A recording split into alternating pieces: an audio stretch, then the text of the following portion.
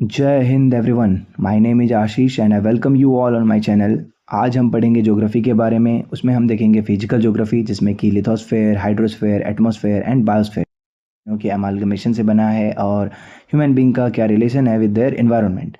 उससे पहले हम जानेंगे यूनिवर्स के बारे में, नेबुलर हाइपोथेसिस के बारे में and who propounded these theories. So without any further delay let's get started.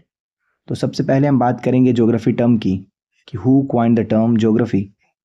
सबसे पहले आते हैं हमारे Eratosthenes. He was a Greek philosopher in around 276 BC। Okay, तो इनका एक मेजर वर्क था, क्या था कि he measured the circumference of the earth. Okay, अब ये इन्होंने कैसे किया, ये इंपॉर्टेंट है कि as we all know that our earth is in a geoid form, it is not a perfect sphere. ठीक है, इसे क्या बोलते हैं हम, जियोइड शेप। इन्होंने क्या किया कि इजिप्ट में दो शहर, एक एलेक्जेंड्रिया और एक है सीन। सीन में एक वेल और एलेक्जेंड्रिया में एक पोल। ठीक है, अब इन्होंने क्या किया कि सन की rays as we all know parallel आती है। ओके, पैरेलल ही गिरती है यहाँ पे। तो जब इस वेल में ये वर्टिकल एकदम आई, यहाँ पे ये सन रे है, ओके, सन रेज, तब जब यहाँ पे कुछ इसकी शैडो बनेगी, ओके, और ये एंगल से, और इसको जब हम सेंटर पे लाएंगे वो एंगल, अगर हम इसे कुछ ऐसा बनाएं, तो अगर आपने बेसिक मैथ्स की क्लास करी होगी, आई होप सबने करी होगी, तो जो ये मान लेते हैं थीटा एंगल है और ये आर्क का लेंथ है, तो इससे आप पूरे सर्कल का लेंथ पता कर सकते हो, दैट इज सर्कमफेरेंस। तो इन्होंने भी बेसिकली यही किया। ठीक है, और ये दोनों शहर के नाम अलेक्जेंड्रिया और सीन याद रखेंगे, क्योंकि ये आपका CDS का PYQ भी है। Okay, so it becomes important. चलिए, अब हम बात करेंगे यूनिवर्स के बारे में। यूनिवर्स के बारे में, और सबसे इम्पोर्टेंट और वाइडली एक्सेप्टेड जो हमारी थ्योरी है, big bang theory. Big bang theory, अब ये क्या कहती है? तो सबसे पहले जो आए हमारे लेमेत्री, ठीक है, जॉर्ज लेमेत्री, MAITRE, ठीक है, इन 1927।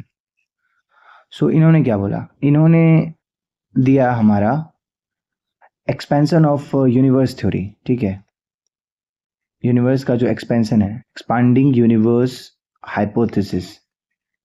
ठीक, इसको फर्दर कह सकते हैं आपकी मॉडर्न ज्योग्राफी में और भी रिवाइज्ड फॉर्म में इसे पेश किया हमारे जॉर्ज गैमोव, जो भी कहिए, जॉर्ज गैमोव ने। ठीक है, ये थ्योरी क्या कहती है, इस थ्योरी का बेसिक आइडिया क्या था?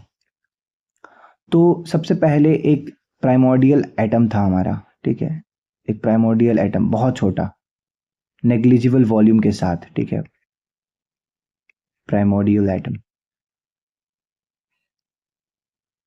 ठीक, इसमें कहा गया कि इसकी टेम्परेचर कितनी थी, इनफाइनाइट। इसकी डेंसिटी कितनी थी, इनफाइनाइट। ठीक है, बट इसका जो वॉल्यूम था वो नेग्लिजिबल था, बहुत कम, negligible. So can you imagine, इसीलिए हम कहते हैं कि ये तो एक हाइपोथेसिस है। ठीक है, एक हाइपोथेटिकल सिचुएशन भी कह सकते हैं, बट यही था जो अभी अभी सबसे ज़्यादा जो वाइडली एक्सेप्टेड है जो theory. Temperature infinite, density infinite and volume negligible.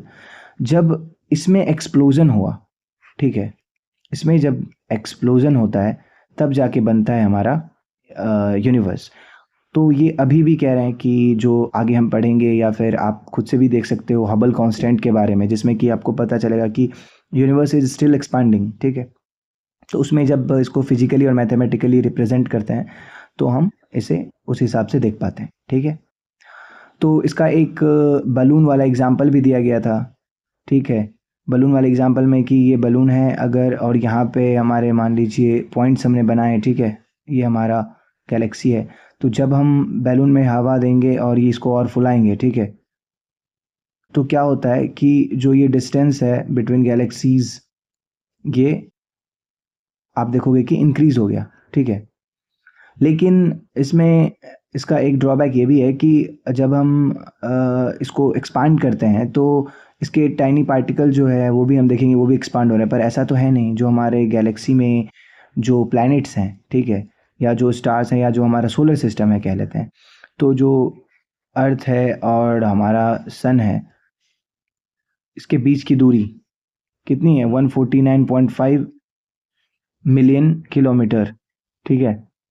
ये तो स्थिर है, ठीक है, ये तो आपका ऐसा नहीं है कि ये चेंज हो रहा है। ये however the path is elliptical, जहाँ 148 एंड 147 उसको एवरेज में हम इतना मानते हैं, बट ये फिक्स है ना, ये तो चेंज नहीं हो रहा है। तो ये एक्सपैंडिंग बलून थ्योरी में हम बस ये देखेंगे कि गैलेक्सीज के बीच की डिस्टेंस बढ़ रही है, ठीक है।